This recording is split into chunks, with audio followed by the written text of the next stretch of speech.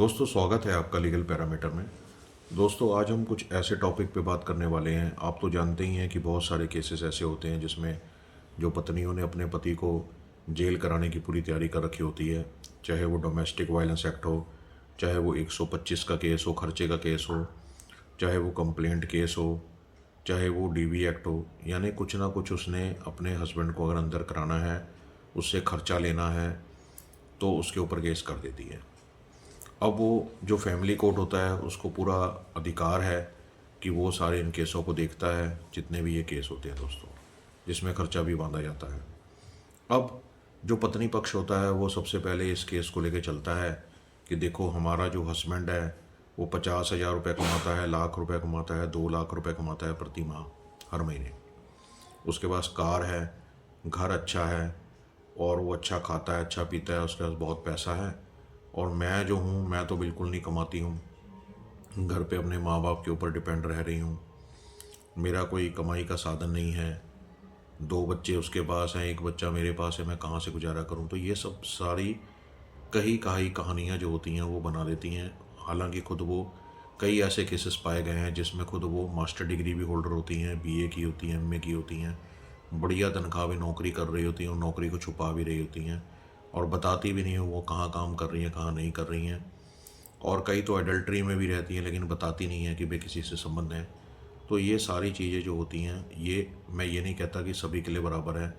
बहुत सारे केसेस ऐसे होते हैं जिसमें लड़कियां ज़्यादातर रॉन्ग भी पाई जाती हैं और लड़के भी रॉन्ग पाए जाते हैं। लेकिन दोस्तों, कहने का मतलब यही है कि जब वो केस पड़ जाते हैं तो हस्बैंड जो होता है वो बड़ा परेशान हो जाता है, उसके घर वाले सब परेशान हो जाते हैं। तो उसके लिए यही एक जो बड़ी तगड़ी जजमेंट आई है दोस्तों, ये आप लोगों जो जजमेंट दोस्तों आई है वो बहुत ही फ़ायदेमंद जजमेंट है आपके लिए। ये इलाहाबाद हाई कोर्ट की जजमेंट आई है, Mohammad Shahzad versus state of Uttar Pradesh. ये जो जजमेंट है दोस्तों, ये जजमेंट अभी रिसेंटली 2025 को आई थी, और इसमें application under section 528 BNSS number 39747 of 2025 ये दिया हुआ है। अब दोस्तों, आप इसमें देख सकते हैं कि इसमें हमने क्या जो देखना है, मेन जो हमारा मुद्दा जो है इसमें वो क्या है, हमारी कैसे इसमें जीत हो सकती है, और यही जो जजमेंट है इसको हम अपने केसों में लगा के अपना बचाव कर सकते हैं। दोस्तों, इसमें जो सबसे बड़ा वेरवा दिया गया वो सुप्रीम कोर्ट की जजमेंट जो सबसे बड़ी मानी गई, उसका नाम था Rajnesh versus Neha and another 2021 वाली। उसका भी वेरवा इसमें दिया गया, जिसमें कि बहुत सारे प्रावधान जो दिए हुए थे एफिडेविट से जुड़े हुए, वो भी इसमें कंडीशन अप्लाई हुई। अब इसमें जो सबसे मोटी मोटी बात दोस्तों वो ये समझने वाली है कि हाई कोर्ट ने यह बात बिल्कुल क्लियर कर दी कि भाई, अगर भरत भूषण का केस है, आपकी पटिशन है, आपका दावा है, तो लड़की ने अगर ये केस किया है तो उसमें वो गिरफ्तारी वारंट और जो उसकी डिग्री, जो उसने उसका जो वहाँ सामान है, उसकी जो उसकी सुपुर्दगी होती है, उसके दोनों केस जो है एक साथ नहीं चल सकते। यानी एक तरफ तो तुम उसको पूरे एरियर जो आपका खड़ा है, जितना आपका पैसा खड़ा है, मान लो लाख रुपए खड़ा है, 2 लाख खड़ा है, 5 लाख खड़ा है, जितना भी अमाउंट आपका लोअर कोर्ट ने किया है, फैमिली कोर्ट ने किया है, वो कितना भी अमाउंट कर रखा है आपका, वो आपको देने के लिए भाग्य कर रहा है कोर्ट। यानी कह रहा है कि भाई, इसको जो है वो हम कुर्की करके ले लेंगे, हम इसको पूरी तरह से पूरा, मतलब जितना भी उसको पूरा रिकवर कर लेंगे पूरे अमाउंट को। एक तरफ वो उस चीज़ की एप्लीकेशन है, और दूसरी तरफ दोस्तों कोर्ट आपको वारंट का आदेश दे रहा है कि भी ये जो इसका हस्बैंड है, इसको गिरफ्तार कर लिया जाए, इसको अंदर कर दिया जाए, इसको सिविल प्रिजन में डाल दिया जाए।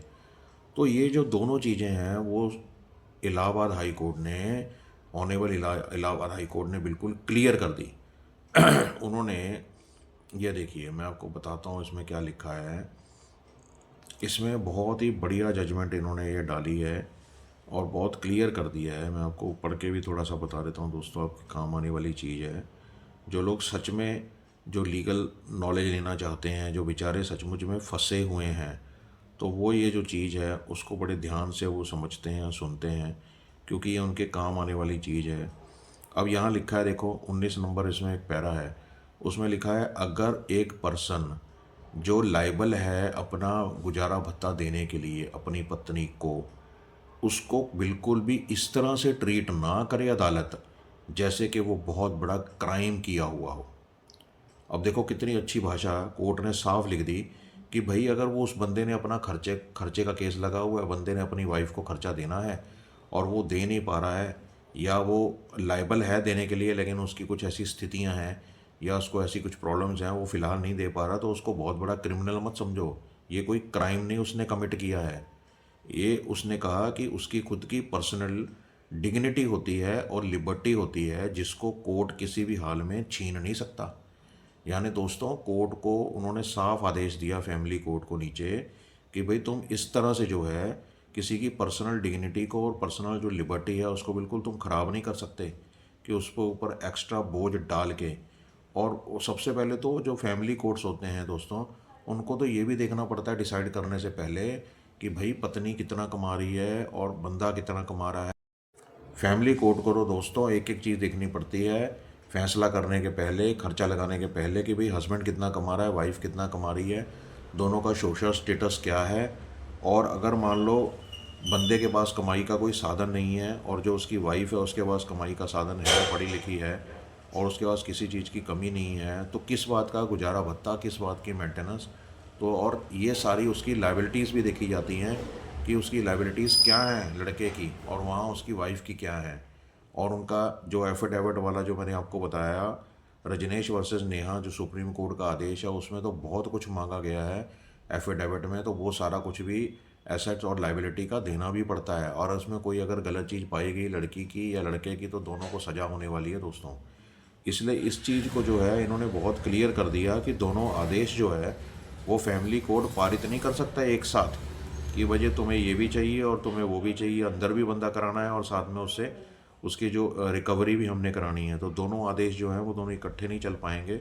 और उसके बाद मानयोग हाई कोर्ट ने क्या किया, जो प्रिंसिपल जज जो था फैमिली कोर्ट के, उनके आदेश को बिल्कुल सेट असाइड कर दिया, मतलब साइड कर दिया, और उन्होंने अपना आदेश दे दिया कि इस तरह से नहीं चलेगा। तो ये 25/9/2025 को जो आदेश दिया था फैमिली कोर्ट का, वो उन्होंने बिल्कुल कैंसिल कर दिया। और दोस्तों ये जो जजमेंट है ये जनवरी 16/2026 की है, ऑनेबल हाई कोर्ट की, इलाहाबाद के। तो मैं ये इसकी कॉपी जो है वो बिल्कुल ऊपर लगा रहा हूँ, आप इसको देख लेना, स्टडी कर लेना पूरी तौर पे। और उसके बाद इसकी कॉपी अपने जजमेंट में लगा के अपने केस में भरी होगी दोस्तों। और ये बहुत ज़्यादा ज़रूरी है आपके लिए। और जितना हो सके इसको शेयर करो अपने दोस्तों यारों के साथ, क्योंकि ये जो जजमेंट्स होती हैं यही आपके केस को मजबूत करती हैं और आपको बचाती हैं। और इसी तरह के लीगल और वीडियोस देखने के लिए आप हमारे चैनल को सब्सक्राइब कीजिए दोस्तों। Thank you.